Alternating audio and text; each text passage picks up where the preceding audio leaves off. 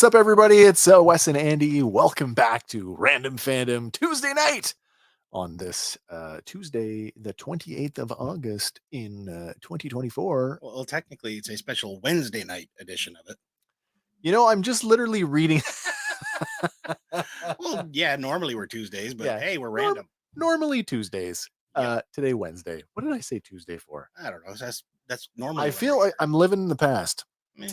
Joe Fan 84. Hello, sir. Hope you're having a wonderful afternoon. Mm-hmm. Blah. Excuse me. But it is episode 73. 73 Random Fandoms. That's like, I don't know many other things that have got 73. No, that's not true. I know lots of things that got 73. Yeah. We keep on ticking with this show. And it keeps on delivering. There was some interesting news this week. Some of the late minute stuff. I sent it to you. I don't know if it made it into the show this week or not, but well, I got the one. Okay, good. Good. Before we get started, though, we should probably do some Random Fandom Trivia. Nice. It just wouldn't be the same without it. It wouldn't. That's a good point, Joe Fan 84. Looking forward to Sonic 3. Just strange about the grandfather since he was killed off in the storyline. I'm wondering if Sonic 3 will touch on the events of Knuckles. I can't see it not. Well, Knuckles was like the villain of 2, right? Oh, but he's definitely not in the television series. Have you not seen the series? No. There's a series. Which? Well, there's like multiple series. No. Live action series. Knuckles. Oh. Idris Elba's Knuckles. Yeah, I have not. Oh, okay. Well, that's what I'm getting at. I'm wondering if the new movie will touch on the events of Knuckles, the series. Fair enough. He's definitely not a villain in that. No, he is on Team Sonic. But we'll get to that one in a bit. Okay, cool. You have a slide for it. So we're getting to let's do some trivia. Let me there it is. There you go. Rejigify that. So, question on the Muppet Show. What is Miss Piggy's surname? Is it A, Wood, B, Bank, C, Lee, or D, Sue? Oh man. You know, as a lifelong fan of the Muppet Show, I've never known this. I've never known this. It must be. Do they actually say it in any of the episodes? They do. Really? Actually, that's part of our little follow-up tidbit on this one. I didn't realize that. For me, I would have said Bank is just cute. Piggy Bank.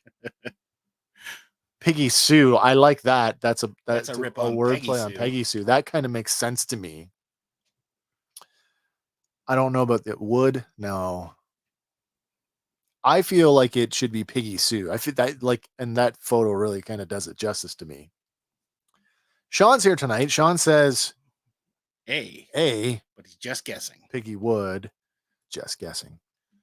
Joe Fan says D, Piggy Sue. See, it makes sense to me as well. Yeah, Piggy Sue. Should we throw up the Jeopardy music and? Oh sure, we'll give you some time. Oh, well, all three of you that are watching right now. We'll give you 30 seconds. We'll check back in with your answers in a minute.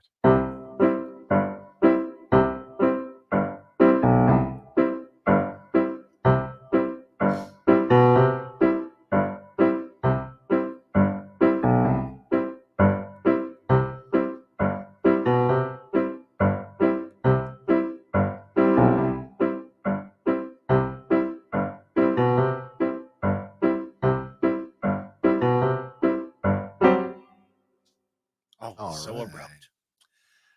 I know it's the best we have right now. I would like to explore some other musical avenues because I feel like that's just kind of it's plain jarring. It is. It's very sharp. Oh, wait, there's Kim. Kim's got an answer. Kim says C. Lee. Piggy Lee. All right, so we've got one for D, one for A. We've got myself for D, and we've got Kim for C. We've also got Joe Fan being very cautious and not typing in not comments texting and driving. Home. That is taking the responsible route. Yes, that is absolutely the right thing to do. Yep. But Kim says, but I really have no idea. Just like me, it's a guess. I had no idea. That's a guess. Well, for everybody who picked anything other than C, you're wrong. It is indeed Piggy Lee. Peggy Piggy Lee. Lee. Oh, So in The Muppet Show, episode 106, Piggy is referred to by the full name Piggy Lee. But in episode 116, she tells guest star Avery Schreiber that Piggy is short for Pigatheus. Pigatheus. Pigatheus, which is from the Greek meaning river of passion. Nice. So, yeah. I had no idea. But then later on in 2014, Miss Piggy made an appearance on Canada AM with Marcy Ian. Okay. And told her that her full name is Pigathea Lee. Pigathea Lee. Yeah.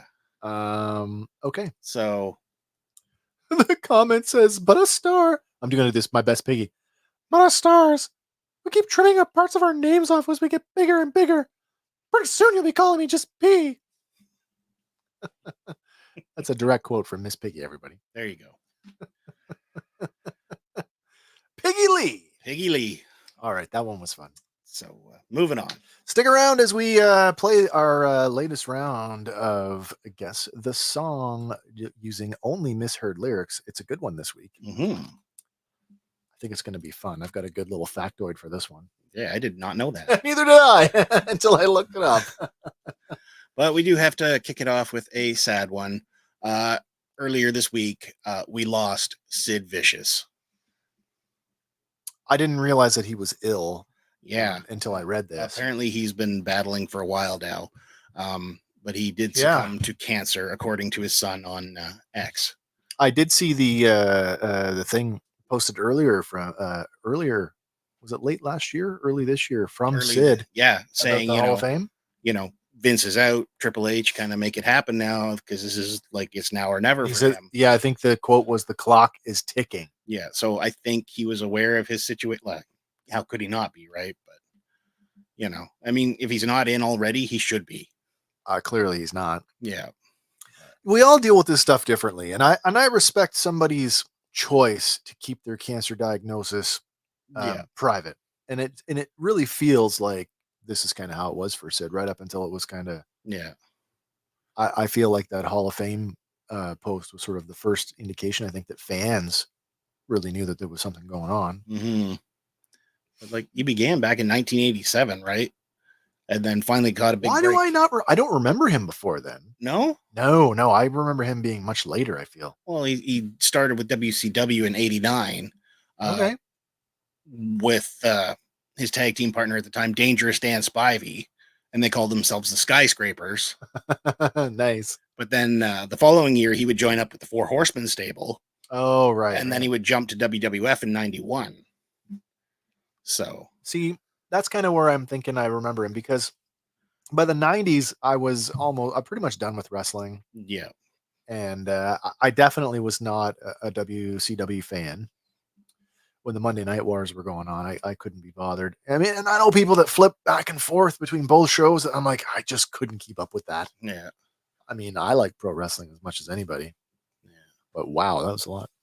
Yeah, he went by Sid Vicious, Sid Justice, Psycho Sid. But wherever he went, the dude was huge. Yeah, he's a big guy. Yeah. Big man. Also had one of the worst on-camera injuries ever when he snapped his leg jumping off the turnbuckle.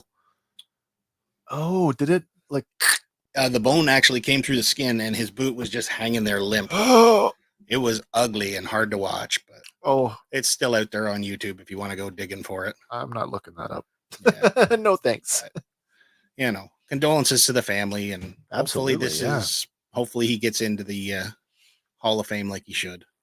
I mean, we get at the Oscars every year, there's always the in memoriam section, and they always miss somebody.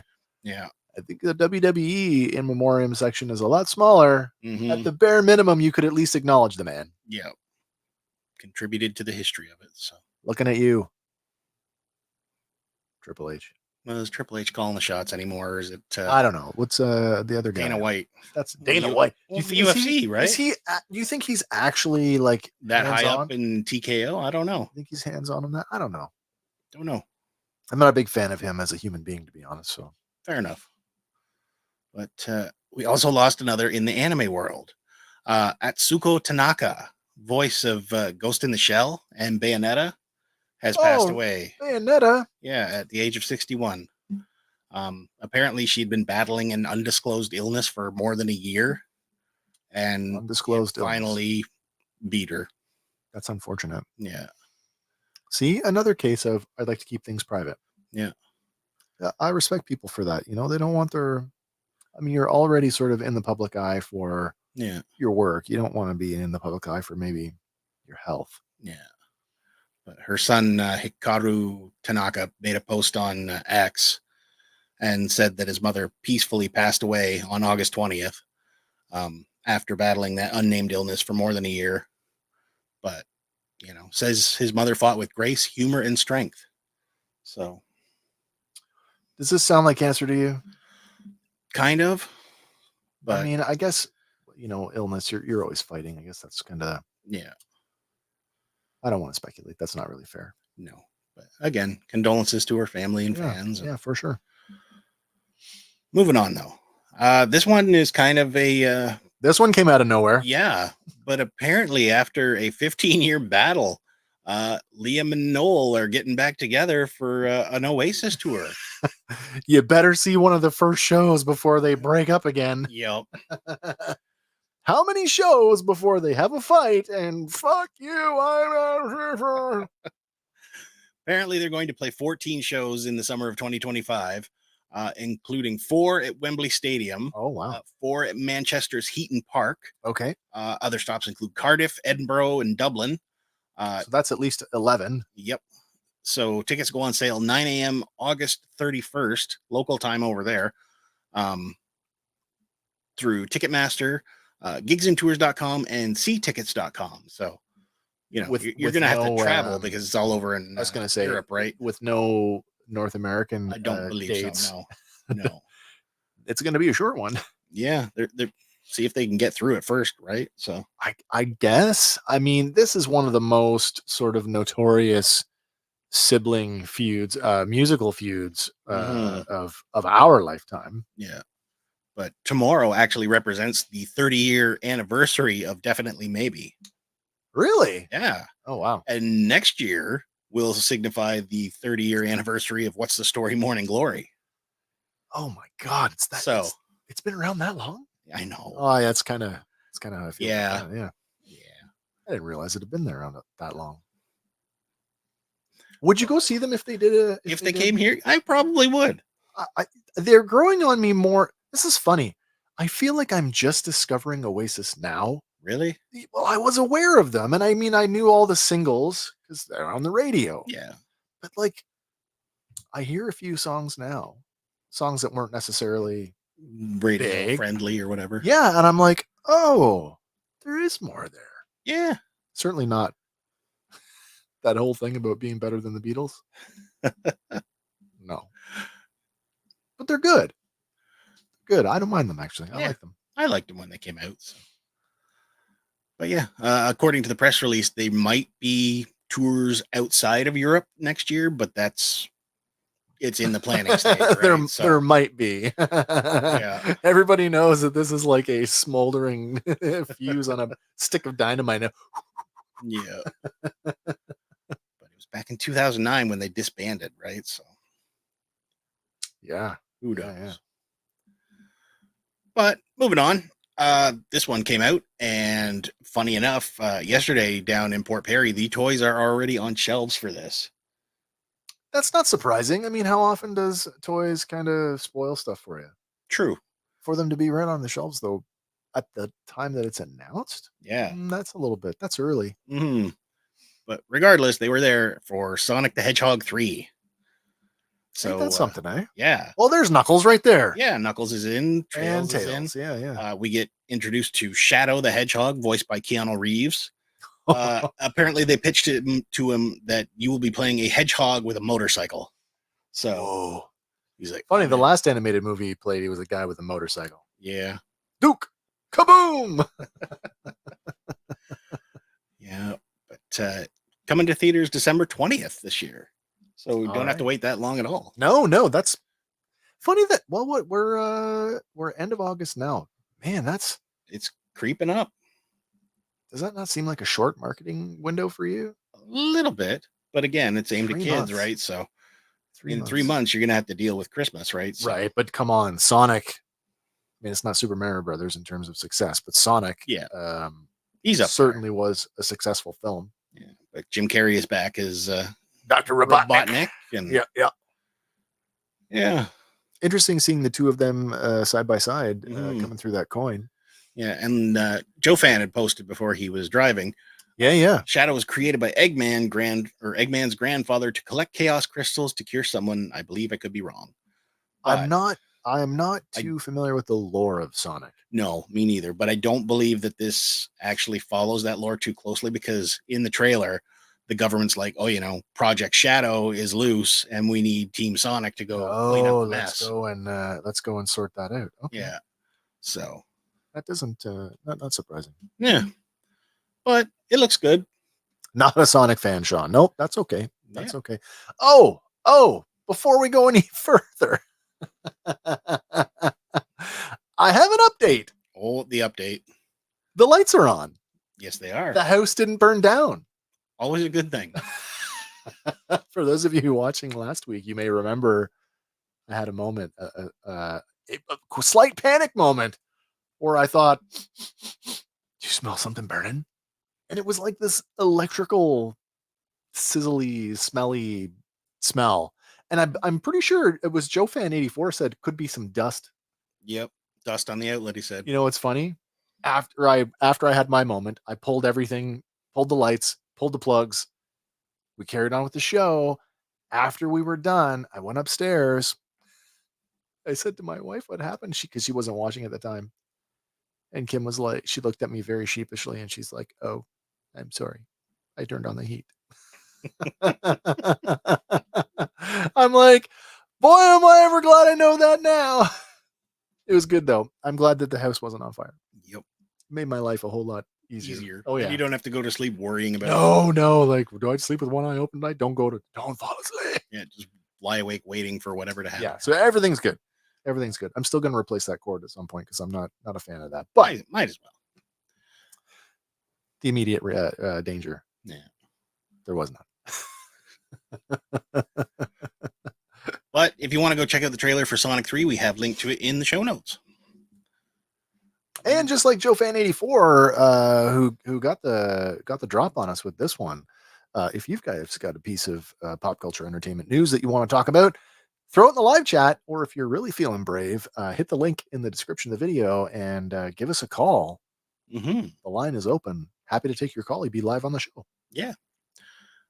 Next up, Quentin Tarantino is saying that Alec Baldwin is at least 10% responsible for the Rust shooting, and using video or fake guns with visual effects is like adding a digital erection to a porno movie. So that's listen, I'm not going to comment on. Well, I will. I will comment. So I want to break this down because there's two things happening here. Yeah. There's the Alec Baldwin piece, and then there's the firearms in film piece. Yeah. And I do want to split those. Yeah. Oh, it's Hazel. Hey, how's it going, man? Good to see you. Hazel. Morning to you. Yes, I think when you take a firearm into your hand, you do have a burden of responsibility. Yeah. To ensure that you know what you're doing with the firearm and to know what the status of that firearm is at all times. Yeah. That's me. I got a military background. It seems kind of obvious to me. That being said, I said this before, when it comes out in the wash, and it already has, what the industry standard is for Hollywood, that kind of set, because this is a workplace accident. Yeah. That's what it is. And that's a whole other thing. Not going to get into the legal side of things. However, on the filmmaking side of things, in 2024, there's no reason to have firearms on a movie or television set that fire a projectile, whether it's an actual bullet or a blank round. It's just not necessary. Especially when you have the airsoft stuff that actually simulates the recoil. So airsoft is one. Now, mind you, the recoil isn't necessarily the same as a full powdered. Yeah. But I agree with you. And even beyond that, there are prop guns that either mechanically with a spring mechanism can simulate the recoil. I say this given like I'm a big fan of the 4-part video essay on no CGI is just good. CGI you don't notice. Yeah. No CGI is just CGI you don't know. It's not a CGI you don't notice. Awesome 4-part documentary. It's totally worth watching. But given the amount of CGI in film and television that the audience isn't even aware of, they're just not aware of it. Yeah. You can't tell me that this can't be simulated. So when you talk about like companies like, and I'm not a huge fan of The Rock, but he's made a statement about anything done by $7 production will not have real firing guns in it. I applaud that. Mm-hmm. I applaud that decision because if you take the guns, whether they are blank firing or otherwise, if you take the real guns out of it, you automatically eliminate the possibility of human error. Yeah. When you take that away, nobody has to die. Nobody has to die making a movie or a TV show. Period. Yeah. So, no guns. I'm good with it.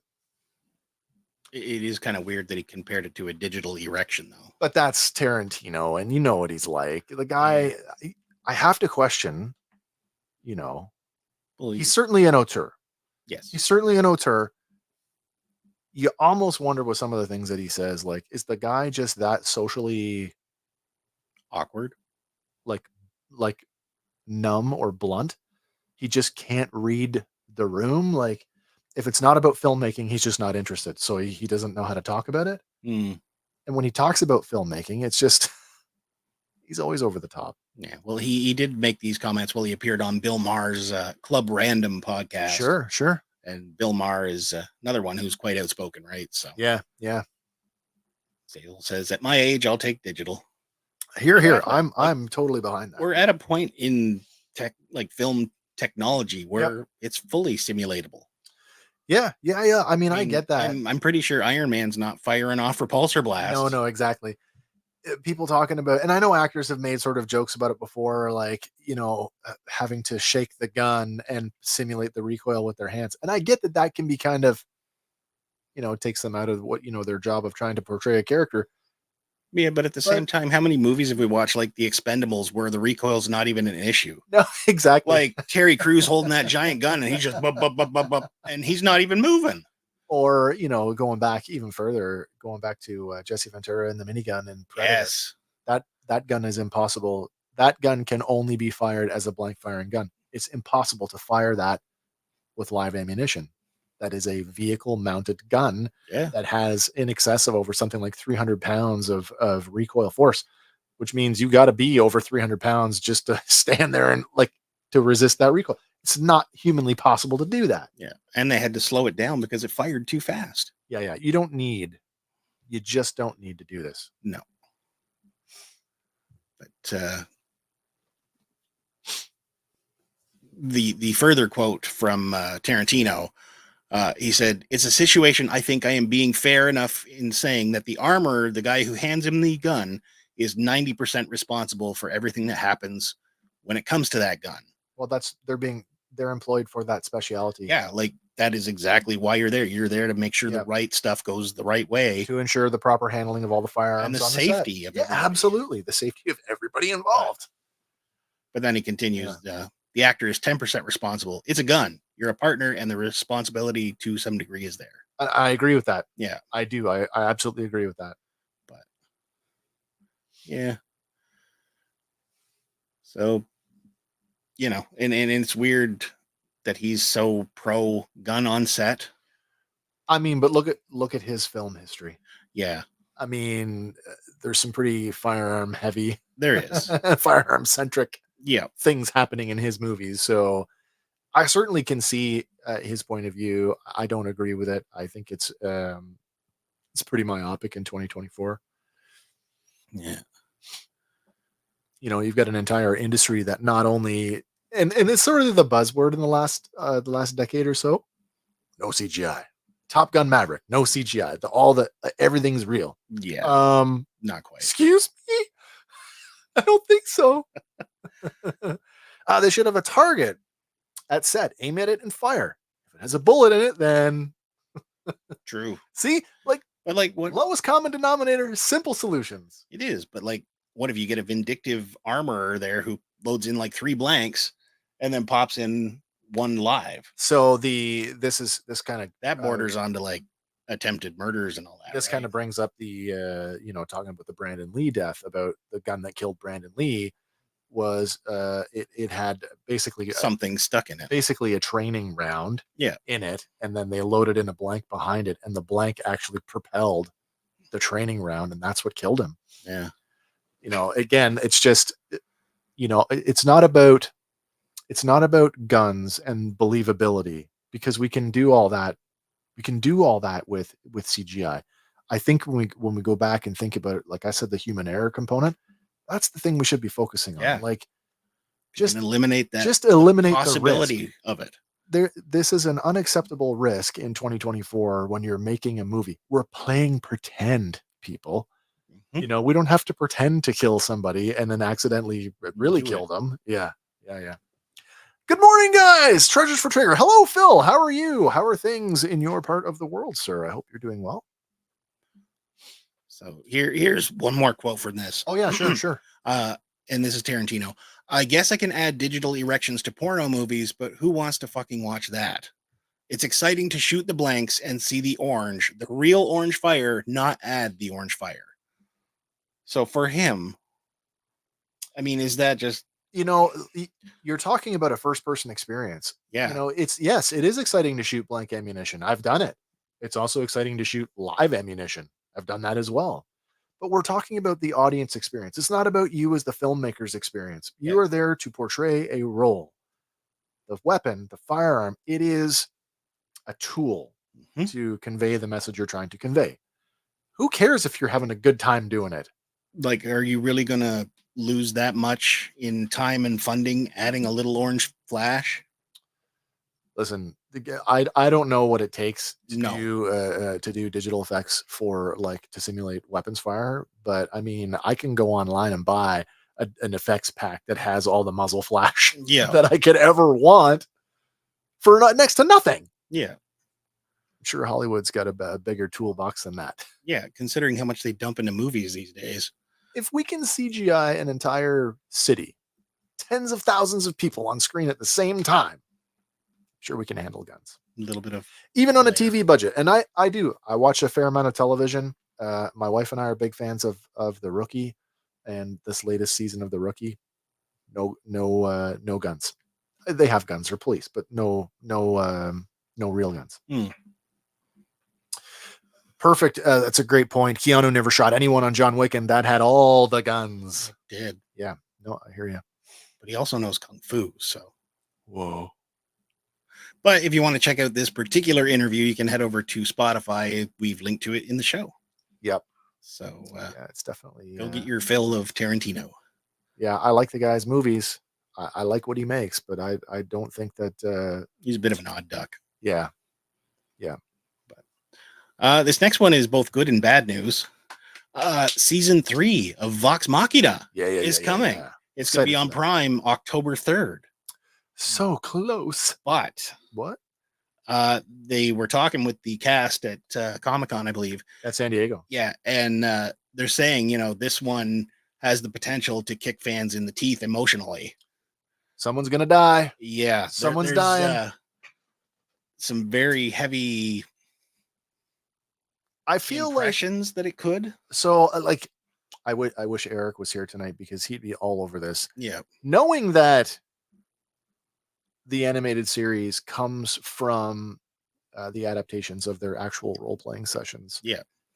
Like, these arcs have already been played out. So, I mean, if this is an event that's already happened within the game, fans of Critical Role who've watched the hundreds of episodes of Critical Role just be like, probably already know, waiting for it to happen. Probably already know what they're talking about, right? Like, oh, we know what's coming. That's going to be interesting, or tragic, or sad, or whatever. Yeah.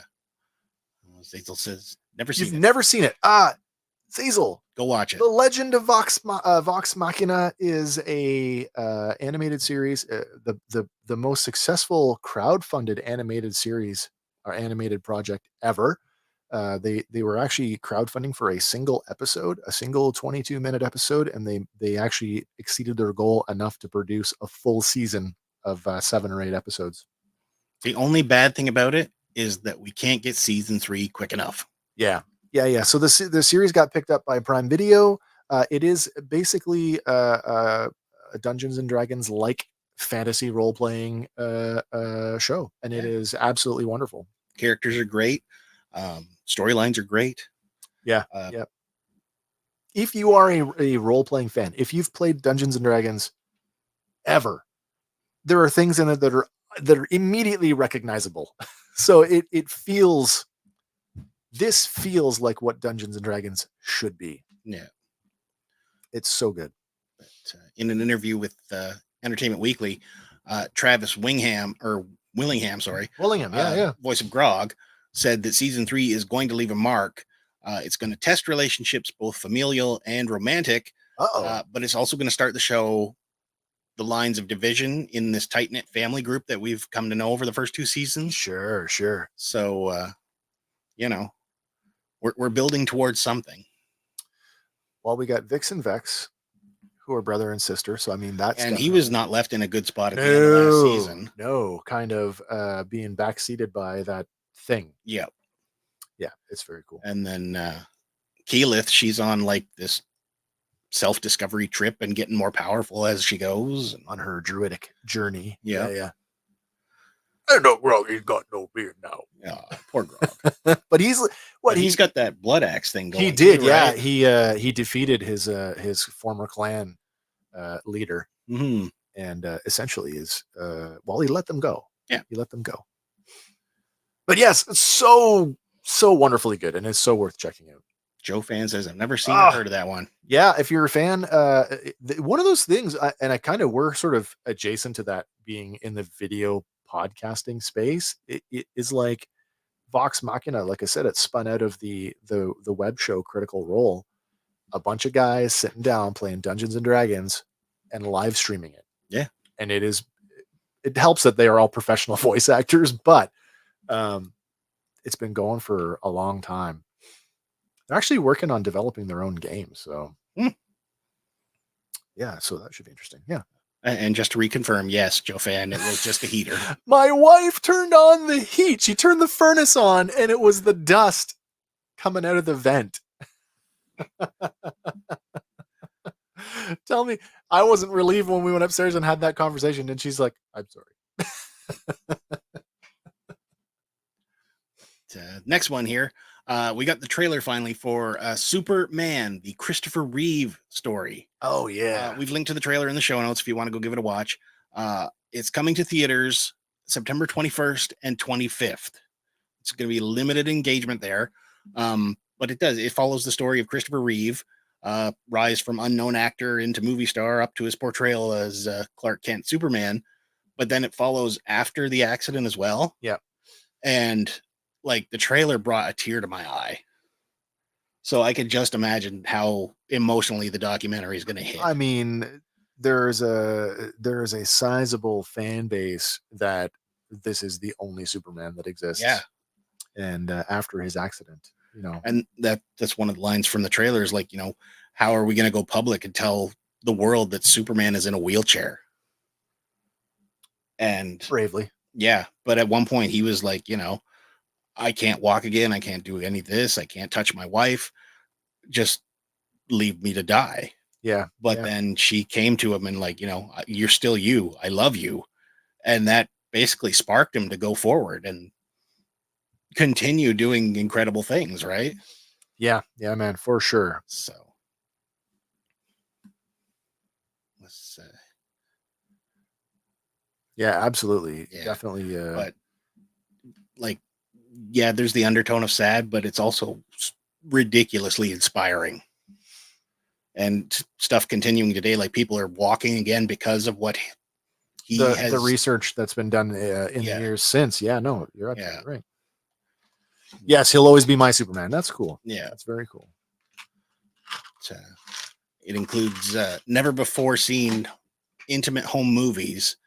And a whole treasure trove of personal archive material. So along with actor interviews and colleagues, friends, and it looks like it's going to be really good. So, Yeah, I'm definitely interested in this. You say it was what, 2 nights? yeah, September 21st and 25th. I think, I'll probably get tickets for that if we get it locally. Yeah, I hope so. He even had a role on Smallville. I don't recall that. Me neither. But I wasn't much of a Smallville fan. I came to Smallville in like season 4, somewhat late. But this next one's pretty neat too. Also another one. I'm liking this. We've linked to the trailer in the show notes for this next one. It's called Secret Level. If you're a fan of the Love, Death, and Robots anthology series on Netflix, well, these are the same people. Yep. And new anthology series, basically focused around a bunch of video games that you've probably played. 15 episodes in total. But it'll feature stuff from the worlds of like God of War, Mega Man, Unreal Tournament, Pac-Man. I'm pretty sure this image that we're looking at here is the Dungeons and Dragons one. I believe so. Yeah. Of all of them, though, you've watched the trailer? You have. The one that I'm most intrigued for is Pac-Man. Yeah. I don't know what it is, but I'm like, he's all shiny and metallic, and I'm like, and he just kind of shoots off after some Pac-Man. Yeah, I want to see that. But do we have we got a full list of? I believe we have the full list. Armored Core. Oh, I've played the original Armored Core. That's good. Concord, Crossfire, Dungeons and Dragons. Yep. Exodus, Honor of Kings, Mega Man. New World Eternium. I don't know if Eternum. There we go. Pac-Man, a bunch of various PlayStation Studio games, which I don't know what all that includes, but God of War. That's the only one that matters. God of War. Yeah. Sifu, Spelunky, The Outer Worlds, Unreal Tournament, and Warhammer 40,000. I'm definitely intrigued. I'm going to watch them all. I know that I will not be into all of them. No, it's more or less they're going to hit on something for everyone, right? Yeah, man. I mean, I have not played. I will admit, I have not played the majority of these games. So yeah, me neither. But if it looks good, listen. And I'm the guy that went out and bought the Final Fantasy movie, never playing a Final Fantasy game, and I still enjoyed it. So nice. I feel like this will be enjoyable for me. Mm-hmm. But it arrives on Prime Video December 10th. So again, don't have to wait super long for it. But yeah. This next one kind of weird, but did we not? We all saw it coming. Yeah. What's Zazel saying here? Give me a Red Dead movie for Pete's sake. Yep. Red Dead Zombies. You can do that in the game. Yeah, you can. Oh yeah. Which final? Advent Children.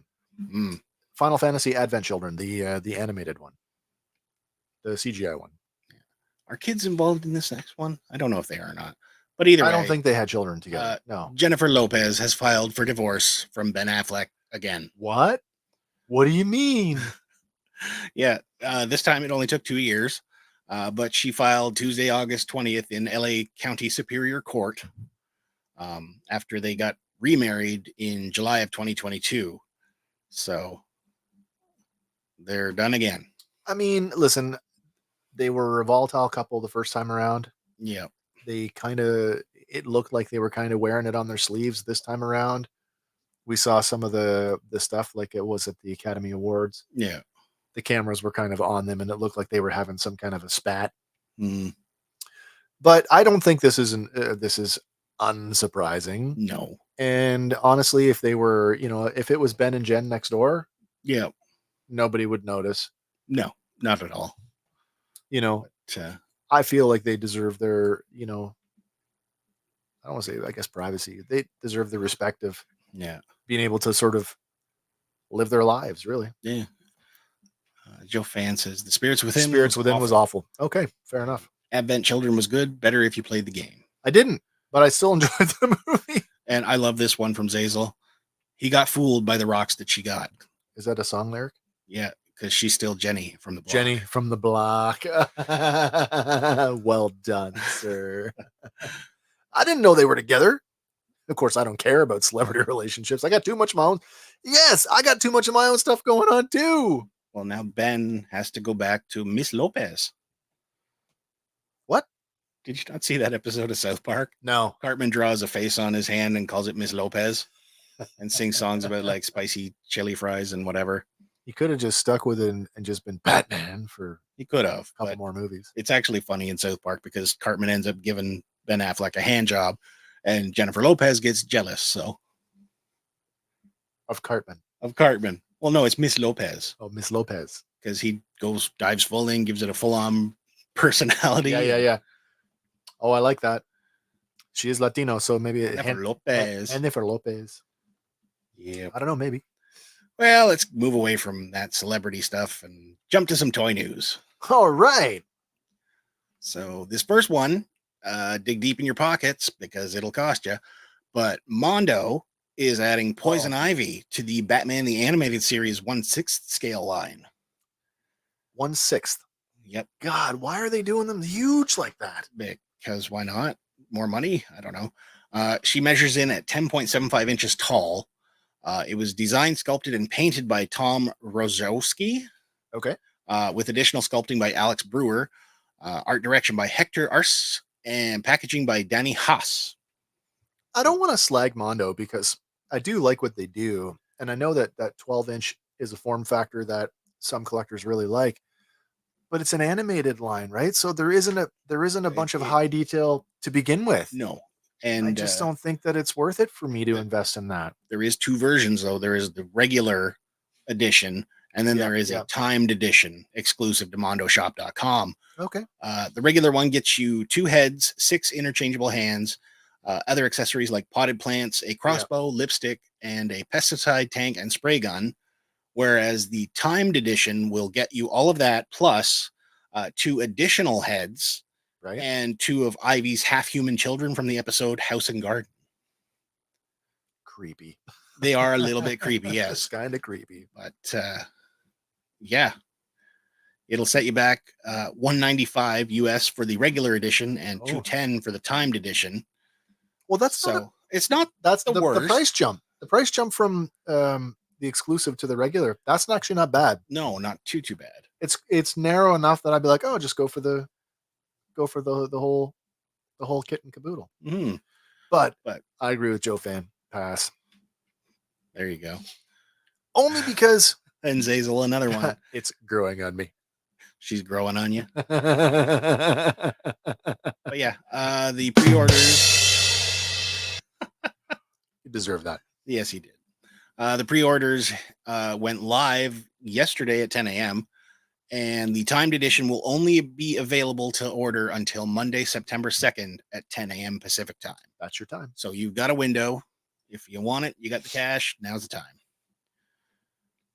Joe Fan says there's too much other stuff that I want more. Fair enough. Yeah, me like, too, man. This one, if you've already started in the line, sure, this is a perfect next edition. But if this is your first jump into it, it's with McFarlane having the master toy license for DC. Yeah, I feel like they are, and they've already had sort of a reset on the Batman animated stuff already because the first figures were in that full 7-inch scale. I've got the original Batman here somewhere. Yeah, but since they've sort of reset and they've brought them down to a little bit 5 more inches. I don't know what is 5.5. 5.5. I don't know what it is. Somewhere. It's not 7. No, and I don't think it's 6. But I feel like they're doing it. I think that's a great scale. I can get a lot of them on the shelf.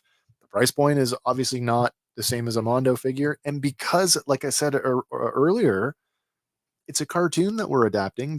There's not a lot of detail that we have to translate anyway. 6 to 7 inch is fine with me. Yeah. G.I. Joe and Captain Power right now. Nobody beats G.I. Joe. Well, except Cobra in the first movie, but the live action movie. Yeah, we don't talk about that either. Moving on though, Hasbro has some stuff for us. New Marvel Legends 2-pack for the Punisher and Bushwhacker. Oh yeah. This is the one that comes with the flesh-looking gun hand. Yes, it is. That's just creepy. I do not know this character. That's the creepiest thing I ever saw. He kind of looks like a mashup of Eddie Brock and Popeye, with a little bit of the mutant Random in there as well. Yeah. Yes, it's so But, true. This particular 2-pack comes with 13 accessories inspired by the Marvel Punisher War Journal comic. Quad-barreled forearm looks like something you buy at the adults only store. Yeah. But apparently, Bushwhacker is on a mission to eliminate all mutants when he clashes with the crime-fighting vigilante known as the Punisher. Bush. Yeah. Whacker. With the weird-looking arm. Ah. Bush. Whacker. Sean says, I want that one. Oh, good. I hope you're able to get it, man. Yeah. And Zazel says the mutant Random did it better. Yes, yeah. And Smell my finger. Would it be gun smoke coming out of there? I don't know. I'm not fully aware of his power set, so I mean, at least we know it'll be gun smoke from the Punisher. So. Well, yeah. Bushwhacker. Yep. And not the wrestling type. Not Luke or Butch. But moving on here. Transformers fans. Yep, that's me. For the upcoming Transformers 1 film. Definitely going to see it. Yeah. We get a new Studio Series Deluxe, Optimus Prime. It's a different looking Optimus Prime. Well, but see, we've had Cybertronian Optimus Primes before. This one's actually not too bad. Let me see if I can bring up the I think he's kind of like the War Within. I don't know if you're familiar with that one. The IDW War Within? Yeah. Yes. Where he's got the weird little extra bumpers on the front. Yeah. So if I can get the Zazel says, well, that's just Prime. Certainly is. That's so cute. But, this might be a little too bright to put on camera. Let me see if I can do this. I'm doing it old school here. This is a little bit of the War Within Prime. Oh, there you go. So I get like we've had the Cybertronian Primes before, and that's been kind of my favorite one up till now. Mm-hmm. But this one, it features the movie-inspired deco. Apparently, he's only 4.5 inches, though. Yeah, so he's a deluxe. Yeah. He's a deluxe class, which is surprising for me that they're doing Optimus as a deluxe. Mm-hmm. He's been done as a deluxe before, though. I just feel like Optimus is better served at the Voyager/Leader size. Mm-hmm. Certainly he does well as a masterpiece. But again, I like the look of this. I'm reserving judgment until I've seen the movie, which I think is going to be a lot of fun. Mm-hmm. But my Transformer collection is definitely more G1 look. Mm-hmm. So this is close and it's cool. I just don't know if it's for me yet until I see the movie. Have to see it in hand, I guess. No, well, yeah, and I want to see the movie first. So true. Zazel says, looks like the kind of plastic that yellows. It very well could be. It very well could be. Who knows? I want to get that one I had as a kid. I believe it's G2 with the talking and the noisemaker box. So yeah, the G2 Optimus Prime, which the one with the black trailer. No, that's Nemesis Prime. Okay. They've done a modern version of him, which they just reissued in the Power of the Primes line. Yeah, because we were talking about one last week, also spinning out of the Transformers 1, where you get the Orion packs that fits into the Optimus Prime. It becomes sort of the chest. Yeah. And we didn't know if Orion was going to make his own vehicle by himself. Probably not. I believe he did. Orion Pax, it's before he gets the transformation ability, cog, yeah. right? So that Orion Pax, I would love that figure by itself because it looks very, very good. Mm-hmm.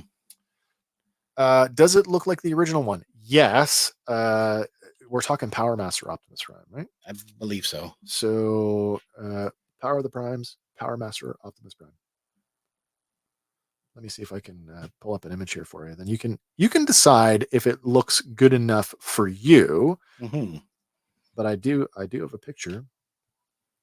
Generations, Power of the Primes. Nope, that's not a good picture. Well, that's a better picture. Zazel says Missing Link Prime looks great. I mean, they all look like a giant. Oh, that's too bright. Sorry. Missing Link Prime. Wasn't that the? I'm thinking the New Year's ones. But I do know the one you're talking about. Oh, and that's the Orion. That's the one we were talking about last week. Yeah. But, this guy here comes with the dual barrel blaster, energon axe, and 2 shoulder pipes. So all the things you'd expect Optimus to come with. Yeah, he's come with axes before. But, that's not the only Transformer this week. We also get Legacy United Deluxe class Star Raider Road Pig. I'm having a hard time deciding which bot they remolded for this. Yeah. I'm seeing elements of animated Prowl in there, and I'm kind of wondering if that's the base body that they've Kind tweaked of built and rolled off on. of. Yeah, I hear Road Pig and I automatically think of I G.I. know, Joe, right? So exactly. it's hard for me to go what, because I don't know anything about this character. No, but he goes from motorcycle to robot and comes with detachable pieces, including 2 saddlebags, tire, 2 exhaust pipes, 2 arms, and 2 legs. The head on it is So- almost like Nightbird. A little bit. So I like the look of it. It's just it's a line of I don't know anything about this character, so it looks good, but I want a trailer one. I also want the tank. Oh, G2 Megatron. Well, anything after G2 and Megatron has pretty much been a tank ever since, except for animated. Animated, he was a funky looking spaceship, and then he was a twin bladed helicopter. But yeah, he's been a tank for a long time now. That's Call. Yes, it is Call. I like it. Excuse me. Looks like a GoBot. Yes. Yes. I just hit the wrong one. I believe you when you say that. It does look like a GoBot. Yeah. Psykill's evil brother. Nice. Wait, Psykill is evil. Well, but you can have a good brother or an evil brother. Oh, this thing says Decepticon all over it. Yeah, it does. But apparently it's available exclusively at Walmart with limited availability beginning at 1 p.m. today, and Hasbro Pulse, or for Hasbro Pulse premium members, and 2 p.m. for everybody else. So Wait a minute. now is now. Oh no, it's definitely not. Okay, I'm like, I've got Wreck-Gar on the shelf right beside me. I'm like, no, it's not the same mold. No. Yeah, I'm thinking Prowl.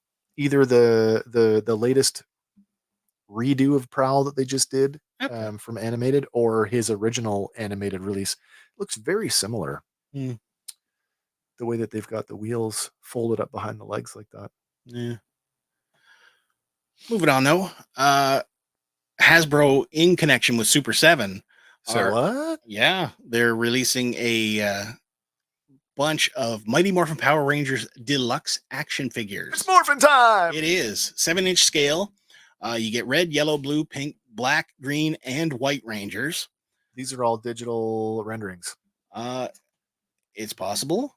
Are they metallic? They are metallic. Oh, maybe they're not then. Maybe they're actual figures. Yeah, but they're all inspired by the original Mighty Morphin Power series.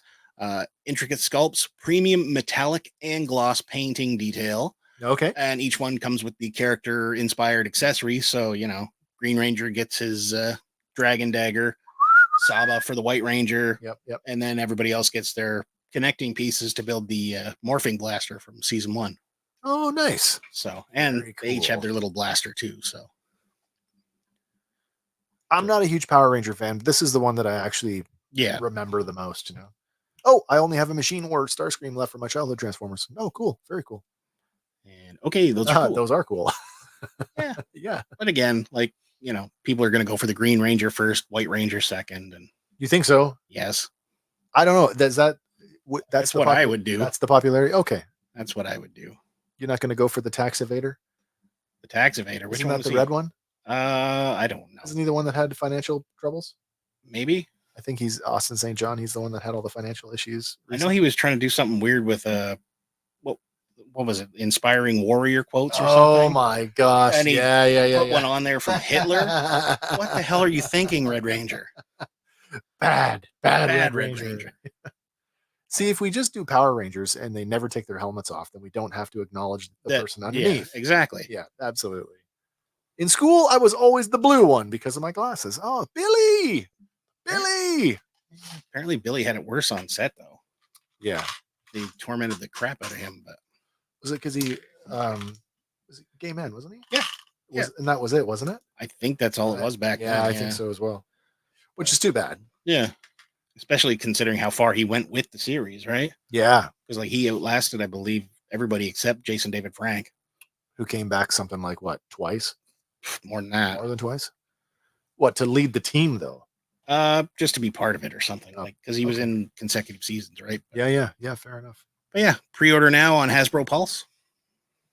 So wait, Hasbro is releasing these, but these are being done in by conjunction Super with 7. Super 7. Yep. Okay. So, which makes me wonder then, who's sculpting these? are they just is it in-house? Maybe. Is it in-house? Could be. Because I don't think they're just reusing the Lightning collection at this point. No. So, The proportions are way off to be Lightning collection, yeah. But moving on to some oh, there you go. Yes, it made me mad. Yeah, No it would. doubt. It would. But moving on to McFarlane, 3-pack for Girls Night Out, which includes Poison Ivy, Livewire, and Supergirl. See? All in the animated format. You could write Mondo on these and tell me they were 12-inch and I would believe you. Yeah. But gold label 3-pack available for pre-order now at Amazon. These are 6-inch scale. They also come with reproduction animation cells. Okay. So that's kind of a neat touch. Okay. But, I've had animation cells before, like in the Toonami Masterpiece collection for Robotech, but they were like teeny weeny. Yeah. Like little film. Yeah. Literally a film frame. I'm like, oh, that's cool and microscopic at the same time. But if that's an actual photo standing behind them and they're that size out of the box, that's cool because that's something you could put on your wall. That. Yeah, absolutely. Yeah. But Poison Ivy and Supergirl, they both come with 4 alternate hands. And Livewire includes 4 alternate hands and a lightning blast. So I dig it. Again, this is my scale, so this is right to me. Yeah. I had 3 from the other Super 7. Yep. I'm not sure I'm aware of another Super 7. Well, no, like Super 7 had done the Power Rangers they've done previously. Rangers before. Yeah. Sorry, yes. I mean, making me Billy always. Because who wouldn't want to take a turn as a Green Ranger? Billy was the blue. I know, but who wouldn't want to take a turn as the green? And if they always typecast him as Billy the blue, just because he's got glasses. Yeah. Oh, okay, fair enough. Or maybe you want to be red. Maybe you want to be white. If you're I don't know, girl, you want to be pink or yellow. Pink or yellow, yeah. But anyway, also for McFarlane, Batman and Solomon Grundy from Arkham City, another gold label 2-pack available at Amazon. These ones 7-inch scale, and they feature detective mode, is what they're calling it. I was going to say the deco on them is definitely. Because look, you can see Grundy's skeleton. Yeah, so he's basically monitoring his vitals and everything. But have you played the Arkham games? I played the first 3. Yeah. So I mean, everything kind of goes monotone. Yeah. Which is exactly what Batman is doing there. Yep. Yeah. Again, he comes with his grapnel gun and also some collectible art cards and bases. And this isn't. This is not for me. And Zazel says, "Bleh." Yeah, exactly. It just is so niche.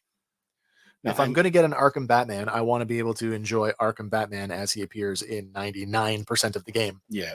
And I'm pretty sure this might be a reissue of the Build-A-Figure Solomon Grundy from a couple waves back.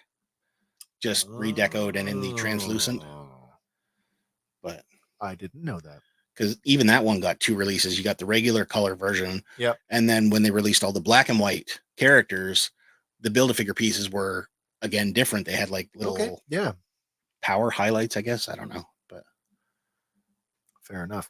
Joe Fan says, exactly, I wanted to be someone else, but always Blue Ranger it was. Super annoying. My friend gave us those baby keys to assign us. I thought that was stupid. I know the ones, your little Fisher Price ones on the big ring. I know what you're talking about. Well, you needed a key to plug into your Sword, it's true, right? It's true. So. Yeah, pass. Same. Well, sticking to the world of Batman, but Batman adjacent, from the Dawn of DC, 7-inch scale Red Hood. That looks okay. It's not bad. I'm not familiar with this storyline though. I'm wondering if it follows the one where it's Jason Todd comes back as the Red Hood. Yeah, I don't know. Because, he got beat to death by the Joker, and then later on he gets chucked in the Lazarus pit, comes back, and... That's true. But that is true. Available for pre-order now at select retailers. Includes 2 extra hands, Wazakashi sword, crowbar, and collectible art card and base. And since he comes with a crowbar, I'm going to say, yes, this is Jason Todd. That does make sense. Yeah. But it's funny, Red Hood, a character that is gun-centric, but, Yeah. No more guns. Yep. WB. But you can't have Red Hood without Red Hood's sport bike. Oh. So, in a separate release from McFarlane, you get the sport bike. Features rolling wheels and a collectible art card. Not much for accessories, but... Would this have been better served as a to be 2-pack? sold with the figure? I think it would be. Honestly. Is there enough demand on this? Like, would there be enough? Would you sell enough of these? Would the customizers buy these to make like the Robin bike? Maybe. Or other 7-inch bikes? Maybe. I don't know. I'm struggling with this one. It looks cool, but I'm struggling with whether this is a good enough by itself. Yeah. A lot of those other things, like, do you know anybody who bought the monster Batmobile thing they did? Actually, I think I do know one guy that bought it. One person. One person. Okay, so that's one more than I know. Yep.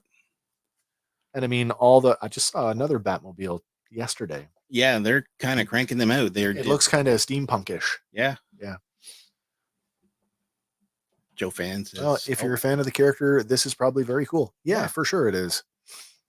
It looks cool, but it should have been both together. Yeah, so that's just kind of where I'm like, I just don't know. Like, should it have been? Or even like, release both, like a 2-pack and a single release, right?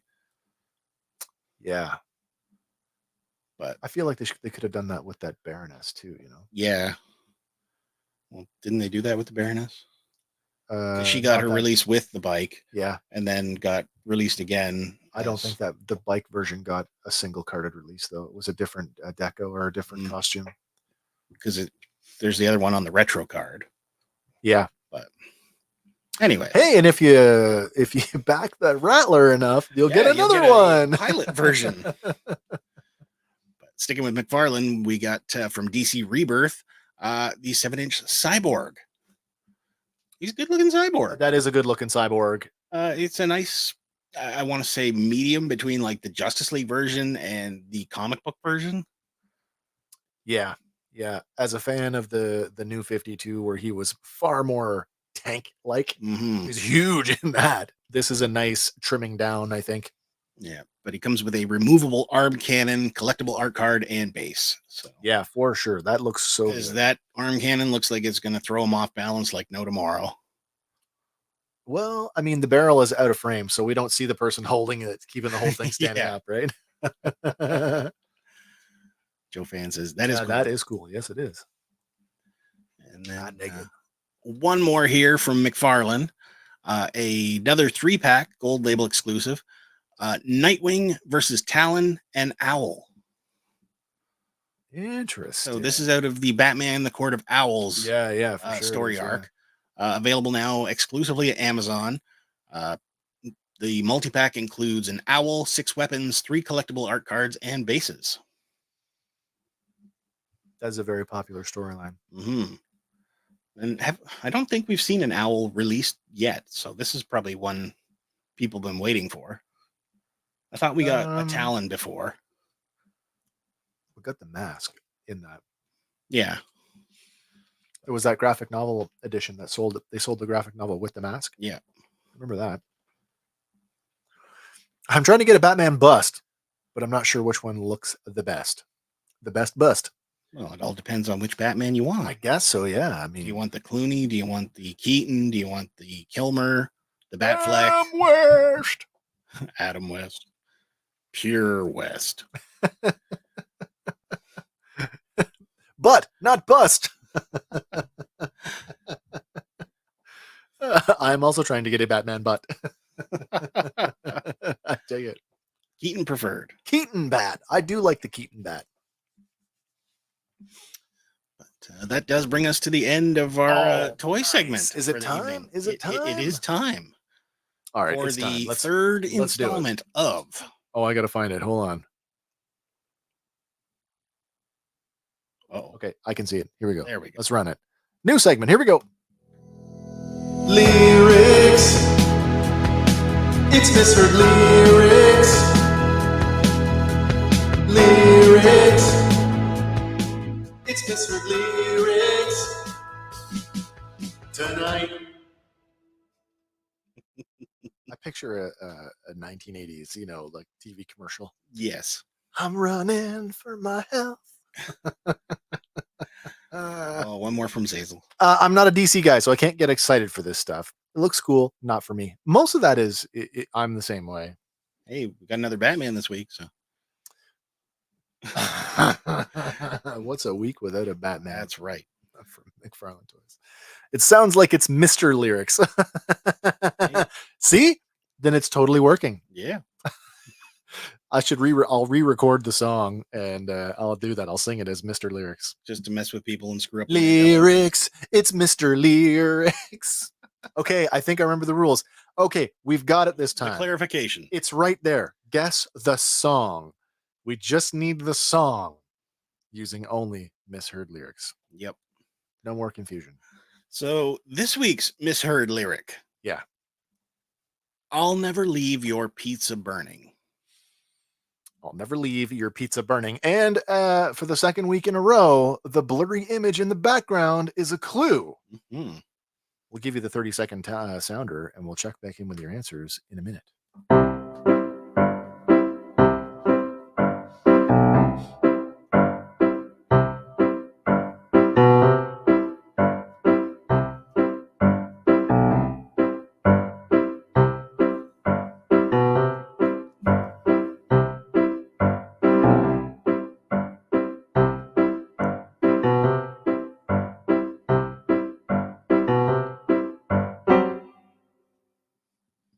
All right. We've got we've got Zazel who says I'm stumped. And then we've got Joe Fan 84, Rolling Stones, Beast of Burden. Any more for any more? I don't know. All right. Well, I guess we just move on then. Moving on. Of course it is. Yes, you're right, Joe Fan. I'll never be your Beast of Burden. Cool Rolling Stones song. Go ahead one more. There we go. Yeah. Beast of Burden from the Rolling Stones, 14 albums by 1978. Some Girls in Beast of Burden peaked at just number 8 on the Billboard Hot 100. Not a number 1 song. And of course, it does sound like this. I'll never be your beast of burden. What's funny? I'll never leave your pizza burning. What's funny, and I didn't know this until I was putting this together in 1984. Bette Midler covered this, and funny, the music video that accompanies this actually has both Bette Midler and Mick Jagger chatting in her dressing room. And by the end of the video, both of them have been pied. But the Bette Midler version, very, very much in the same arrangement, and this is what her version sounds like. I'll never be your beast of burden. Bette freaking Midler. Who knew? Covering the Rolling Stones. Wow. Who knew? Well, that has been Misheard Lyrics for this week. We'll do it again next week with another mashed up, weirded out, crazy lyric. I mishear lyrics all the time, so there's that. Like, I want to be sedated. I thought it said, I want a piece of lettuce. Nice. So 24 hours ago, I want a piece of lettuce. I love it. It's great. So this next one kind of rolls back to what we were talking about earlier with the Quentin Tarantino thing. Okay. But Rupert Sanders, The Crow remake. Yeah. He is out there, and he put in place that safety is paramount in this. As it should be. Yeah. As it should be. But that he shot the film in 2022. and incidents like the original one with Brandon Lee. Oh yeah. And the Rust one in October of 2021, they got it so that there was no live rounds or No guns. no guns. I like it. What's it say here? Sanders is quoted as saying, "Safety is a number one priority. Film sets are very dangerous. They're fast-moving cars with cranes stuck on the top, and there's stunt guys falling on high wires, down steps, even just walking around a set at night with rain machines and lights. You're working in an industrial environment." It's true. Yeah, so it's dangerous. You have to be safe. The first day I met with the special effects department and the armorer, who was great, in Prague, they were very safety conscious and they follow all the same guidelines as the military when dealing with weapons, but I didn't even want to risk that. That is absolutely a fair position to take. Yeah. And I feel like, yeah, it's a no-brainer.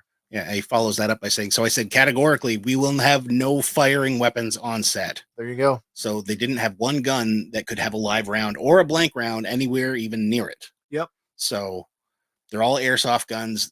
Some of them are just rubber or metal decoys that are functional but have no firing So mechanism. the slides move and the bolt actions move, but no, not live capable of action. firing anything. So they Absolutely. wanted an absolute no repeat of the original film. So Yeah, yep. But Zazel says, "I only just found out La Bamba had real lyrics. instead of just la la la la bamba, La, la, la, la, la, it has to. Weird Al did a la, la, version. la, la, la, Bamba. Weird Al did a version. La la la lasagna. Oh, Don't you get any on you? la, la, la, la, la, lasagna." But yeah, going back through, like you had said, Dwayne the Rock Johnson said, all his productions are Oh yeah, switch to rubber Funny, guns. we just talked about that. And not going to worry about the dollars. We won't worry about what it costs. Safety first. I would think it would cost less. Yeah, in the long run. You got to think that when a movie starts up, it's essentially creating a small company. Yeah. For the duration of the filming process or for the production process. So it's not like they have access to all this stuff. They have to go to prop houses. So the prop house is footing the bill for this stuff. Yeah. And then just renting it out.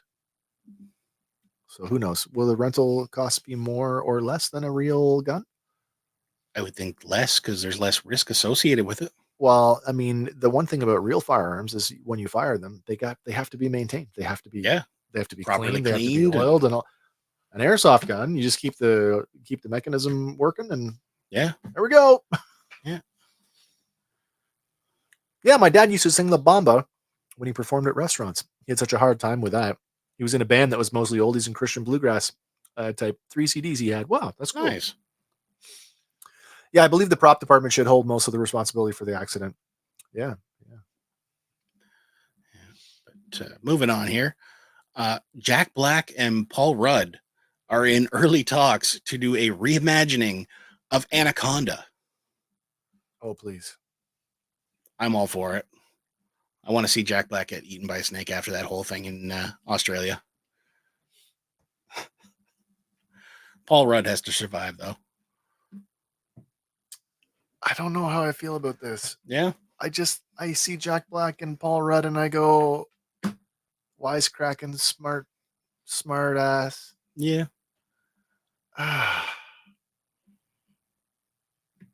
But apparently they're in talks with Columbia Pictures for reimagining this with writer-director Tom Gormican. So we're just in the talking stages right now, but it's not that they can't do serious. I mean, Jack Black did serious when he did King Kong. Yep. He also did serious in Enemy of the State. Yeah. Wasn't there another one, High Fidelity or something? That's still kind of a borderline. Comedy. But yeah, High Fidelity with John Cusack. Yeah. Works in a record store. Apparently this version will reportedly be focused on a group of friends who are facing midlife crises, and they set off to remake their favorite movie from their youth. But when they head into the jungle, things get real quickly. Oh, so it is definitely a comedy. Well, it's definitely, come on. Was the original a comedy though? No, but I mean, but it had its comedy moments. Yeah, they're gonna play it for comedy. Nobody's gonna get eaten, but there'll be some injuries or something. Maybe. It's gonna be goofy.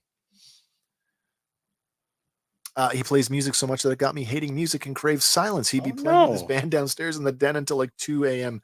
Yeah, when you're a little kid, band practice can probably be Yeah. kind of disruptive. I guess you either, join the band or Or move on. Yeah. yeah, let a crappy movie die. Well, there is that Japanese remake that they just did. Yeah, And it which- looks scary as hell. It does. It really does. Yeah. A comedy could work. Yeah, It could. it very well could. Do it along the lines of Tropic Thunder. Or Anaconda Thunder. I don't know. Because Tropic Thunder was good. Just a dude. Playing a dude disguised as another dude. Yeah, that's the one. Moving on here.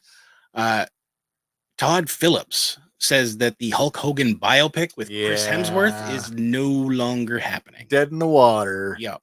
And honestly, in light of the like his most recent stuff, Yeah. like It doesn't really come as a shock that they don't want to further glamorize, I guess. yeah, I don't know. It's Holly weird, right? So who knows what Yeah. goes through the minds of these people, what they will and won't do. But I mean, I was all for it. I was interested in seeing a Hogan biopic, but Until he did the Republican National Convention. at this point, I just have lost so much respect for him that I just don't know if I could stomach it anymore. Yeah. Because this was supposed to do like his rise to fame and everything, but then not stop there and go continuing on into the scandals and everything that followed. Oh, there's enough of that to follow him around. So, I mean, certainly it would make for compelling, or at the very least, entertaining viewing. Yeah. Whether it was, a direct to streaming movie. I feel like that's kind of that it would land well if this was a direct to streaming thing. Yeah. But now we'll never know. Yeah. Joe Fan says, Well, he was my favorite wrestler. For how was he not anybody's favorite wrestler at some point? Yeah. Over the course of his career, from the rock and wrestling days to the probably one of the most famous NWO. heel turns, Yep. ever. But yeah, Chris Hemsworth, he's quoted as saying this movie is going to be really fun, but as you can imagine, the preparation for the role is insanely physical. I'd have to put on more size than I've ever done before, even more than I put on for Thor. And there is the accent as well as the physicality and the attitude, Brother. So, yeah, I was a little surprised that Chris Hemsworth was tagged to do it. I didn't think that he was right for it. I Anyway. could see him doing it. I mean, if you just want to, there's lots of big guys out there that could do it, but like it would be hard for him to I think it would be hard for Chris Hemsworth to replicate the voice, Mm. What's Joe Fan saying here? I liked him, but stopped watching wrestling when the NWO came out. That's fair. Yeah, I was never. I liked him, and I stopped when he lost to the Ultimate Warrior at WrestleMania 6. That broke my heart. No. What do you mean Hulk Hogan lost? That doesn't happen. But there is a quote from Hogan about this. And he says it was a situation where business-wise, Netflix kind of missed the date, as far as the business situation. Oh. And so I had the choice at that time to switch gears. All of a sudden, there was a business glitch, and then they tried to fix it a few days later, and I had already decided to move on. So within a space of a few days, he changed his mind, not wanting to do it. Well, there you go. It was going to be a streaming thing. Yeah. Isn't that something? Yeah. He says, my life rights and stuff are somewhere else now. Oh, are they? Hopefully Todd Phillips and Chris Hemsworth will still want to play.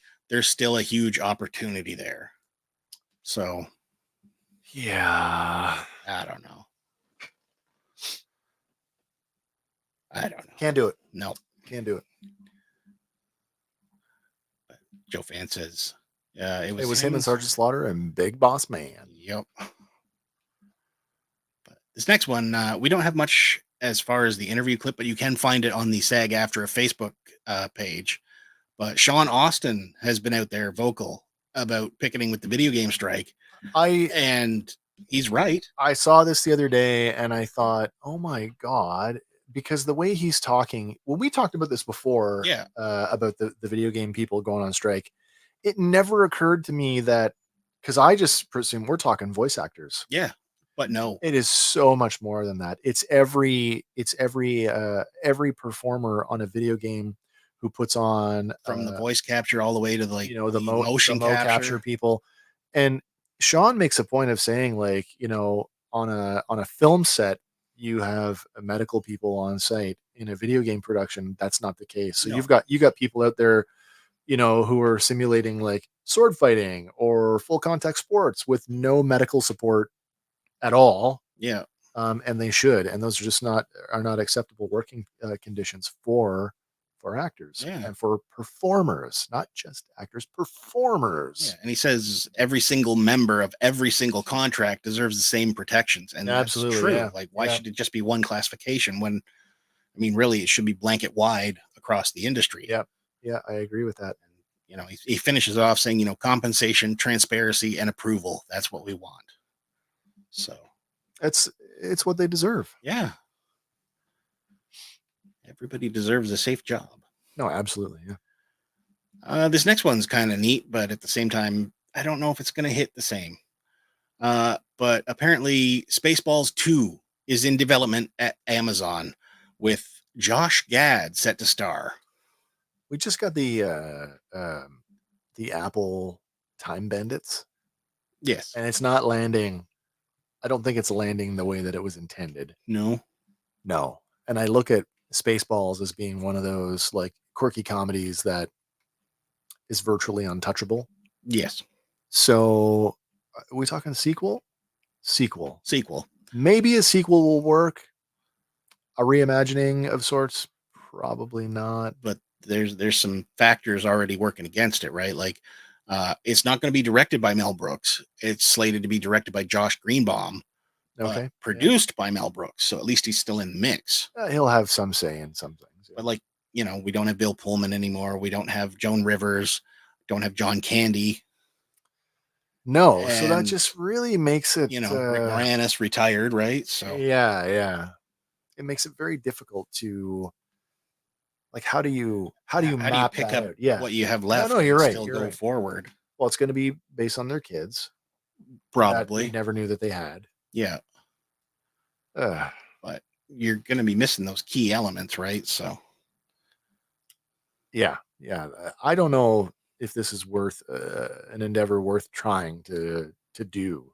But apparently there is a screenplay out there. It's been written by Benji Sammet, Dan Hernandez, and Josh Gad. Or you just recast the people, and now it's the same characters, just different actors. Could be. Yeah. I mean, that is a viable solution. We've survived recastings before. We have. But we'll see how it comes along. Well, the cats have brought in a snake, so there's that. Oh, luckily it's just a garden snake, and they bring those in all the time. Last week it was a rabbit. This week a snake. He's bringing you presents. The cat loves you. Spaceballs 2 without the original actors, it just isn't worth it to me. As long as it's called Spaceballs 2, The Search for More Money. The Search for More Money, yeah. Why wouldn't it follow that tradition, and you'll have at least a step to stand on. Not much on this next one, but according to Screen Rank, the Highlander reboot starring Henry Cavill is going to begin filming in January in Scotland. So it's moving forward. My name is Connor MacLeod of the Clan MacLeod. I love this movie. It was good. I love the original Highlander like more than like is probably healthy. Well, it had so many elements going for it, right? Like the story itself, the villain played by Mr. Krabs. The soundtrack. Oh my god. Yeah. I like Henry Cavill too. So this one kind of has me going, I think you can do it.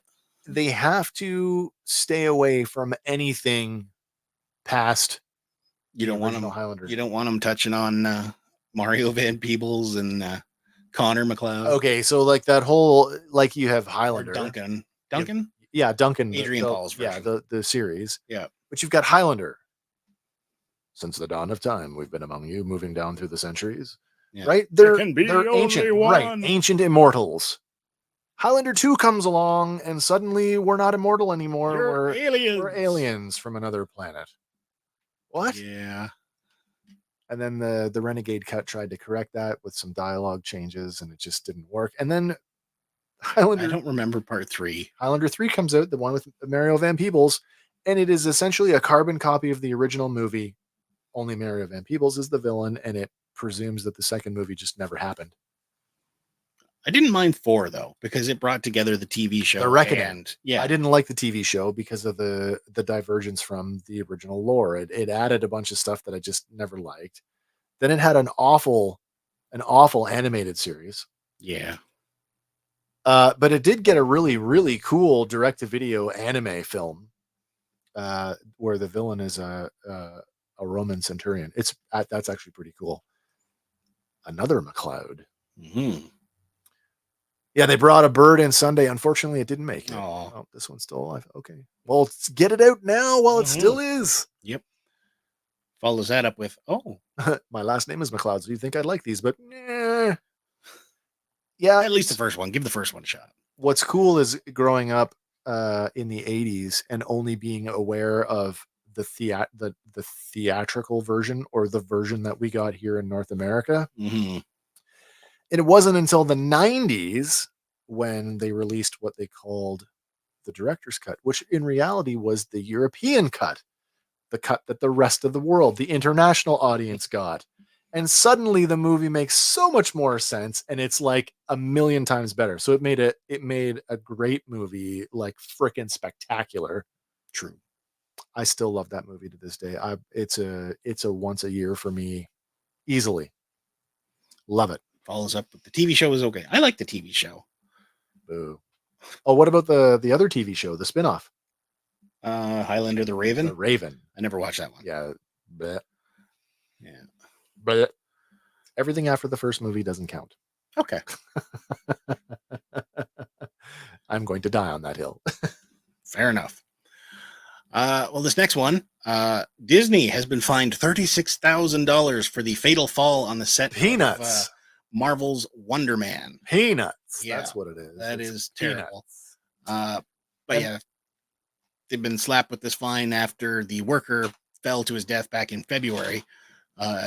JC Spike Osorio, a lighting technician, he fell through a rotten catwalk at stage 3 at the Ratford Studio Center in Studio City. So, nobody should have to die making No. movies and TV. A rotten catwalk, a rotten board. yeah. So they figure that the deteriorated ledge was weakened likely due to age, environmental conditions, and repeated stress loads over many decades.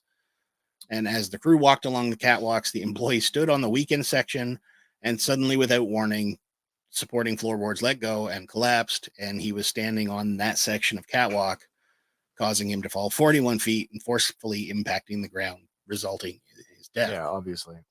So This begs the question, how often are these things, the infrastructure in these studios, like, how often how is it checked or is there- maintained? is there an inspection process or even a You schedule would for hope that? so. Yeah, But yeah, the Workplace Safety Agency issued 2 serious citations to Disney through its production entity, Iconic Productions, on August 6th. Yeah. And each of those citations carried the proposed penalty of $18,000, which gets you good. to your 36. Yeah. Which is But- nothing. Yeah, It's for nothing. them. It's nothing. The maximum penalty the agency could have done was $25,000, which would have bumped it up to 50 total. They but should have. They should have went right for the maximum. should. Send the biggest message that you can, which is still laughable when you're talking a multi-billion-dollar corporation. Yeah, because they also issued 2 citations to the Radford Studio Center, Well, both in the amount of $22,500. So total penalties for both companies is $81,000. total fines levied, but that doesn't, Yeah, they're going to appeal it. you think? There's no comment back, but they do think that Disney will appeal it because technically it was Well, it wasn't our the studio. Radford Studio Yeah, Center, of course. right? Yeah. I mean, the stuff they're trying to pull with that Disney Plus subscription, that doesn't shock me at all. Still watching that one. Yeah. But it's wrong. It's so wrong that you could go to work and because the place just isn't maintained, Yeah. I mean, there's no excuse for that. Yeah. But apparently, Hackman Capital Partners had bought the facility from Viacom CBS back in 2021 Okay. for 1.85 billion. Well, that's a big. And then they proposed that they were going to do a $1 billion expansion and modernization of it. Okay. But that hadn't happened yet. Interesting. So, yeah. It's that, how do you can you afford to shut it down to do that? Can you afford to not have it in use? Yeah. Or does it have to be? I mean, when they're throwing around 1.8 billion, take your time and make it right. I guess it just depends on the demand of, like, there's only so limited studio space, right? Yeah. And if everybody has a production is clamoring for space, what do you do? Yeah. That's why I say, can you afford to shut it down? I don't know. I'm not in that business, so I can't really say. But at the same time, we just went through a whole period of shutdown. Well, The there whole is that actor too. strike. Yeah, that was there a is that. perfect opportunity. Okay, you got some time. Yeah, Get in there, retrofit it, make it safe. Because the accident happened this past February. Yeah. So well after the strike. Yeah, you're right. You're right. But yeah, me too. I hate it when stuff like that happens. There's just no reason for it. no. What's this one from Joe Fan? My mom bought me a ton of the comics. I feel bad because I never opened some of them. I just traded for some G.I. Joe comics. Very cool. Neat. This next one's more up my alley. Apparently, yes, it is. Yeah, a new Poltergeist TV series is in development at Amazon. Yeah, it's taken a step forward. Apparently, Variety learned that Kalinda Vasquez and Robbie Thompson have boarded onto the project as writers, Okay. showrunners, and executive producers. So we're a bit behind here because originally it was previously reported that it would be in early development October 2023. Yep. But we're not there yet. So 2023. Yeah, we're a bit behind schedule on this one. Oh my gosh, yeah. But the fact that they're adding people to it now is good. So it's not dead in the water, right? Yeah. But they are moving forward with it. Maybe they're gonna buy the house. Maybe it's up for sale. That's right. But Amblin Television, Steven Spielberg's company, is producing the series with Daryl Frank and Justin Falvey of Amblin TV also attached as executive producers. Okay. So, I mean, to have Spielberg's company on board, considering he was director of the original movie, right? Yeah. So that gives me hope. I had forgotten that he directed the original. Yeah. I guess, yeah. It's one of my top 5. Horror movie. Got that under the belt. Yep. On to the next thing. Well, he had it before that with Jaws. Oh, that's true. Well, was Jaws really a horror movie? Yes. I guess it was at the time. Sure it was. It scared the hell out of people. They wouldn't go swimming. I wouldn't swim my own freaking swimming pool after I saw it the first time.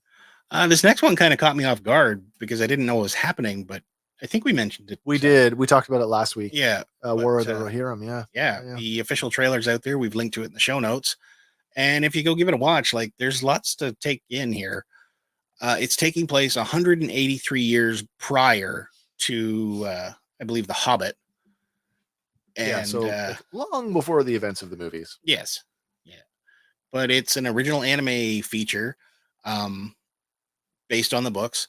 It's under the direction of Kenji Kamiyama, who did Blade Runner Black Lotus. Oh, cool. Ghost in the Shell standalone complex. And the voice cast is led by Brian Cox. Oh, dear. As Helm Hammerhand. Okay. Yep. Gaia Weiss as his daughter Hera. Yep. Luke Pasqualino as Wolf. I don't know which character that's going to be. I don't know any of these characters, to be honest. Well, they're all technically new to us because it's taking place prior to the films. Theoden. Yes. Yeah. But apparently Miranda Otto will reprise her role as Éowyn. Really? And she's going to be the tale's narrator. Oh, that makes sense. So that'll tie it right back to the trilogy and kind of put it in a good light, I guess. That's cool. But yeah. When is this dropping? I can't remember my brain. Yeah, I don't know. Yeah, I'm not too focused on when it's dropping, but soon, I would guess, probably December-ish. The sooner the better. We've got season 2 of Rings of Power about to kick off here. So Yes, we do. And speaking of that, the trailer for that is well, what do also you know? linked to in our show notes. What do you know? It's coming out on the 29th? I believe. Yeah, so like Yeah. tomorrow. Yeah, it's coming out this week. Tomorrow. But yeah, it picks up right where season 1 left off. The trailer looks awesome. There's some stuff going on there that I'm really excited about, like the presence of a Balrog. I'm We excited. get the eagles, we get the Ents. I really liked season 1. I know it didn't land for a lot of people, but I enjoyed it, and I'm very much looking forward to the second season. Yeah. But we get more with our proto hobbits, and we finally see his crown. Or Harfoots. Yeah. Harfoots. Yeah. We see Sauron's crown make an appearance. Yeah, that's battling Galadriel. That's pretty on the nose. Yeah. But Joe fan. Still haven't seen the originals. Oh my. Really? You need to settle in for an event. For a nice long weekend of binging. Yeah, you would need a couple days. Yeah. Don't try and do the movie marathon. It's not worth. Yeah, you're looking at what, like 13 hours for and you have to watch the both extended trilogy. Well, you 13 have hours per trilogy. You have to watch the extended versions, because once you've seen the extended, there is no other. Yeah. But it's like watching Justice League. So you could break each movie up into like 2 sittings if you really wanted to. Yeah. And that's what they did for the DVD release of the extended disc editions. 1, disc 2. Yeah. That's right. I have a hard time watching scary movies or movies in general. I try to figure out how they did the effects, and is it animatronic or real or CGI? And I wonder if a laughable blooper happened. Yeah, it's hard when you know that stuff is in there. Once you see it, you can't unsee it. Yeah. It's like Gladiator with the propane tanks. Yeah. Oh, that'd be cool to see. Oh, and he was talking about the original originals. Poltergeist. Poltergeist. Okay. Give the original Poltergeist trilogy a watch. It's well worth it. Yeah. The reboot wasn't bad, but I don't know. It didn't have the same feel, I guess. No. The update, because like they end up using a drone to go into the other side of the world. Right. And it just, I don't know, because the original, it leaves it all to mystery, right? You don't get to see what's on the other side of that light. Right. But seen all the Lord of the Rings. Okay. Okay, you're all up to date then there. Okay. Well, I need to say no more. Oh, went to a midnight premiere. Oh, well, yeah, that's That'd be awesome. a long That's night. awesome. I did New Year's Eve. Did you? Every year for 3 years, because that's the movies came out around Christmas time. Yeah. So that's what I did for New Year's Eve those years. Going to go see Lord of the Rings. Nice. If you've been holding out to call in, now's probably a time, because we're getting down to the end here. So we're getting down to the wire. Yeah. But yeah, go give the trailer a watch for this, because it looks good. This next one's neat. Apparently, Sigourney Weaver is making her debut in the Star Wars universe. Yeah, this was confirmed today? Yeah. Yeah, this is fresh today. Yeah, she's going to debut in the Mandalorian and Grogu movie. She can't really talk a whole lot about it. No, she's gotta be tight-lipped about it, but apparently she's it's the next movie that she's gonna film, and she got to meet Grogu for the first time the other day, and she's filming this before she has to go to London for the Tempest at the end of the year. Nice. So she's a busy lady. Yeah. Wouldn't say much about the character, but does say that it's pretty fun to bounce through all these different universes. Yeah. Now, like she's in the Aliens, the Avatar, it's right. Now Star Wars, Ghostbusters, Galaxy Quest. But just to address your comment there, Joe Fan 84, we do run Random Fandom as a call-in show. If you check the description of the video, you'll see a WhatsApp link, and you can call in live if you so choose. Yeah, if you've got a piece of entertainment news that we didn't talk about that you wanted to bring to our attention, more than happy to do that. Or there's something we didn't mention about one of the stories we've covered. Yeah, because we can't cover it all. But yeah, that's right. We can try. But that does bring us to our last item of the evening. Oh, it's that time again, everybody. You know what time it is. Andy, he's out in the aisles. He is hunting for you and I so that we can save a few dollars with this week's toy hunting tip at Dollarama. Yeah. So this week, we've got Imaginext DC Super Friends single figures showing up for $4.50 each.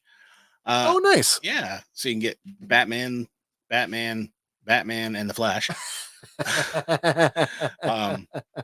But yeah, they regularly retail anywhere from, I believe, $10 at Walmart up to $16.90 on Amazon. So you're saving a bit there. Next up, we have Bakugan battle packs for $5.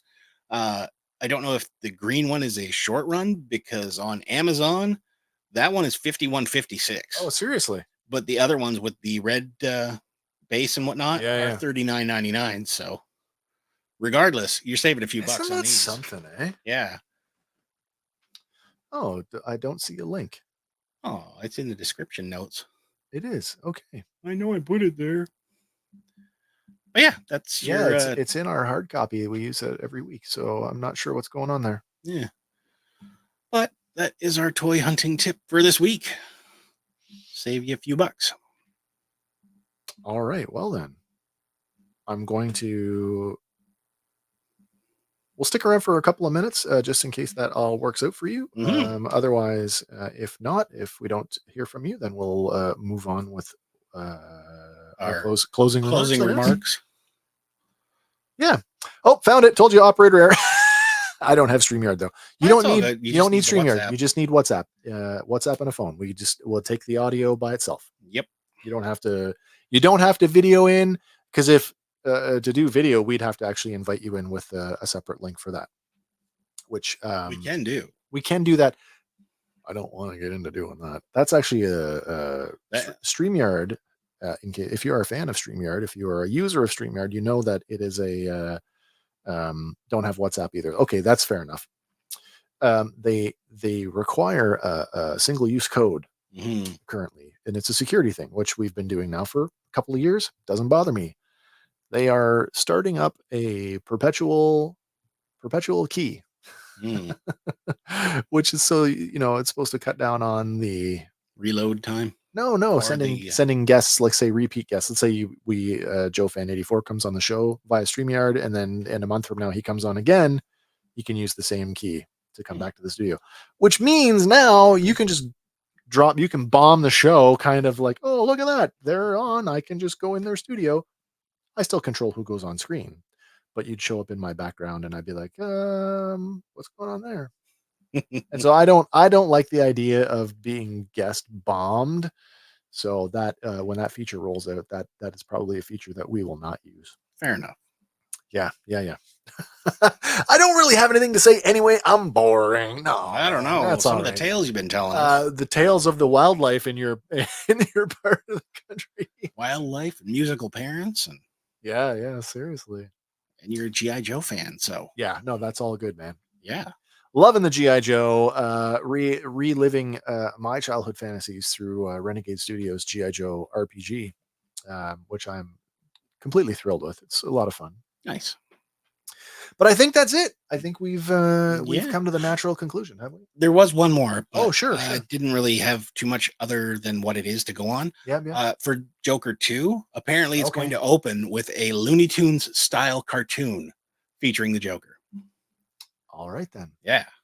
That might be enough to make me go and see it. Well, I'm definitely going to go see it, just because I saw the first one. I don't need to see the first one again. It's a one and done. Once you get to that point where it's happened, it's going to happen. You don't need to revisit it, because it will not be shocking a second time through. Okay, that's fair. But it is shocking the first time. All right, then. Yeah. All right, man. Anything else before we say goodnight? I don't think so. All right. Well, I think this has been another edition of Random Fandom for this Wednesday night. I hope you guys had a good time. Don't forget, on Sundays, we are still, at least for the next couple of weeks before Agatha comes out, we've got a couple more episodes of Ewoks that we're going to talk about. This week, we're talking about season 1, episode 6. It is the Tree of Life. No, sorry, Tree of Light. Tree of Light. Tree of Light. And we'll be bringing that to you on Sunday night at 6 p.m. Eastern. Otherwise, check back with us next Tuesday. We should be back to our regular Tuesday night for another edition of Random Fandom, where who knows what we'll be talking about then. All I know is we'll be talking about something. Joe Fan says it's fun as always. Fun as always. Oh, yeah. Oh, no, not at all. Of course not. No, I love the interaction. Thank you very much for showing Part up of the and conversation. participating. That's the whole reason. Part of the family now, man. You're in. Yeah. You're in. Oh, fun show as always. Awesome singing, Wes. Thank you. Thanks, Kay. Really appreciate that. Well, listen, everybody, no matter what your thing is, remember, always fan on. And for Fan and Power, my name is Wes. I'm Andy. We'll see you again on the next one. Bye for now, everybody.